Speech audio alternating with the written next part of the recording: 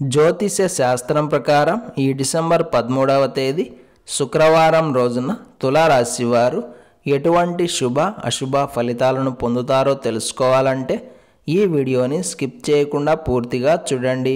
అలాగే తప్పకుండా మా ఛానల్ని సబ్స్క్రైబ్ చేసుకోండి.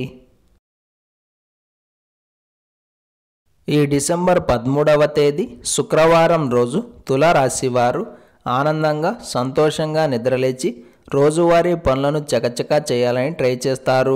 కానీ మనం కోరుకున్న విధంగా కాలం ఉండదు. కాబట్టి మీరు ఒకటి అనుకుంటే మరొకటి జరుగుతుంది. హాయిగా మొదలైన ఈ శుక్రవారం చివరకు ఒక బాధాకరమైన రోజుగా మిగులుతుంది. మధ్యాహ్నం 1:30 లోపుగా గనుక ఇవాల్టి పనులు పూర్తి చేయలేకపోతే మాత్రం మీరు చాలా ఇబ్బందులు పడతారు. ఎందుకంటే ఈ రోజున మధ్యాహ్నం వరకు మాత్రమే మీకు అనుకూలంగా ఉంది. ఆ తరువాత ఉన్నటువంటి సమయం అంత బాగోలేదు. అందుకే ఏ పని చేసినా సరే జాగ్రత్తగా కేర్ఫుల్గా చేయండి. అది కూడా 1:30 లోపుగానే పూర్తవ్వాలి. లేదా కీలకమైన వ్యవహారాల జోలికి అస్సలు పోకూడదు. అలా కాకుండా గోడ మీద పిల్లిలా ఉంటే మాత్రం ఇబ్బందులు తప్పవు. అందుకే ముందుగానే జాగ్రత్త వహించండి. మధ్యాహ్నం 1 నుండి రిస్క్ అనే పదాన్ని దరిదాపుల్లోకి కూడా రానివ్వకండి. ఈరోజు మీరు చాలా తక్కువగా మాట్లాడాలి. ఆర్థికపరమైన వ్యవహారాల్లో ఎంత అప్రమత్తంగా ఉంటే అంత మంచిది.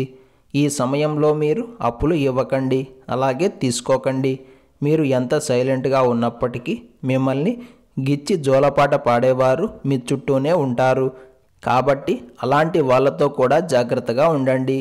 మొత్తం మీద ఈ శుక్రవారం రోజు తులారాశి వారికి మధ్యాహ్నం వరకు ఉన్న కాలం మాత్రమే బాగుంది. ఈ శుక్రవారం రోజు తులారాశి వారు బూడిద రంగు దుస్తులను ధరించకండి.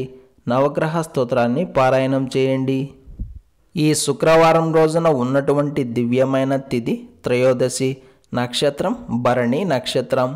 రాహుకాలం ఉదయం 10:30 నుండి 12 వరకు. యమగండం మధ్యాహ్నం 3 నుండి 4:30 వరకు. అలాగే ఈ రోజు యొక్క శుభ సమయాలు మధ్యాహ్నం 2 నుండి 2:40 వరకు. ఈ రోజు యొక్క పంచాంగం ప్రకారం రోజువారీ సాధారణ కార్యక్రమాలకు మాత్రమే కాలం అనుకూలంగా ఉంది.